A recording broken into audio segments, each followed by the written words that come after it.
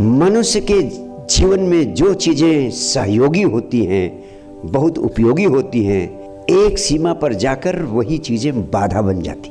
पहला महासूत्र मैंने आपको दिया विचार शक्ति का विज्ञान। मनचाही मंजिल तक पहुंचने में विचार शक्ति का विज्ञान बहुत जरूरी है, लेकिन एक सीमा पर जाकर जिंदगी की सभी महत्वपूर्ण चीजें बाधा बन जाती हैं, वहां उनसे मुक्त हो जाना जरूरी है। कुछ छोटे छोटे उदाहरण देता हूं। उदाहरणार्थ, सीढ़ियों पर चढ़े बिना आप मकान की छत पर नहीं पहुंच सकते। सीढ़ियां मकान की छत पर पहुंचने के लिए साधन है, माध्यम है, बहुत उपयोगी है। लेकिन अगर सीढ़ियों पर ही आप खड़े रह गए तो सीढ़ियों पर ऊंचाई तक पहुंच गए, लेकिन सीढ़ियां छोड़ नहीं रहे, आप सीढ़ियों पर खड़ी रह गए, तो क्या कभी मकान की छत पर पहुंच पाएंगे? यानी सीढ़ियां पहुंचाती भी हैं, और अगर उन्हीं पर आप रुक गए तो वो बाधा बन जाती हैं। अगर मंजिल पर पहुंचना है तो सीढ़ियों को छोड़ना भी जरूरी है। इसी तरह नदी पार करने के लिए नाव बहुत उपयोगी है, लेकिन अगर नाव पर ही किनारे पहुंचकर भी अगर नाव पर ही बैठे रह गए तो कभी नदी के उस पार पहुंच सकेंगे? नहीं। नदी के उस पार पहुंचने के लिए नाव को पकड़ना भी पड़ता है और फिर नाव को छोड़ना भी पड़ता है। तो मनचाही मंजिल पर पहुंचने के लिए विचार शक्ति का एक सीमा तक प्रयोग करना जरूरी है, लेकिन फिर एक सीमा पर जाकर कुछ समय के लिए, कम से कम 24 घंटे में आधे घंटे के लिए निर्विचार होना, विचार शून्य होना भी अत्यंत जरूरी होता है।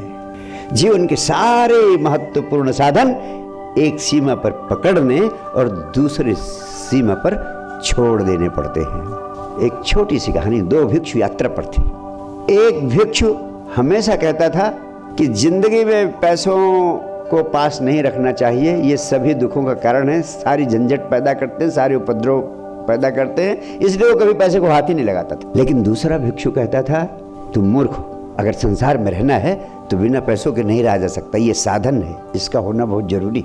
और इन दोनों में लगातार कई वर्षों तक विवाद बना रहा।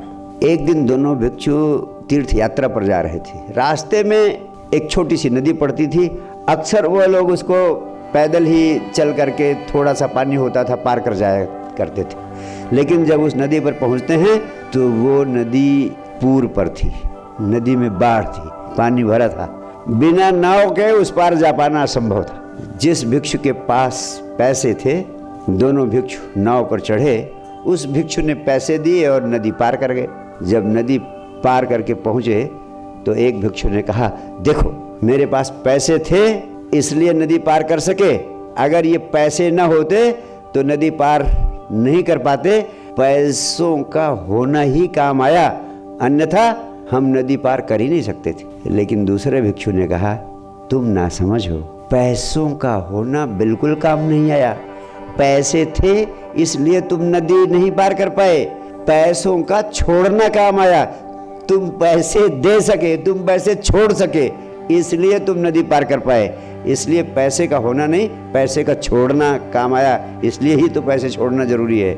आप भी सोच रहे होंगे पैसे का होना जरूरी है कि पैसे का छोड़ना जरूरी है। लेकिन मैं आपसे कहना चाहता हूं, पैसे तभी छोड़े जा सकते हैं जब पैसे हों। पैसे का होना जरूरी है, तभी पैसे छोड़े जा सकते हैं। इसीलिए विचार शक्ति का होना जरूरी है। पहले विचार शक्ति का विज्ञान, फिर निर्विचारता का विज्ञान, यानी विचार शून्यता का विज्ञान, यानी विचारों को छोड़ने का विज्ञान जरूरी है।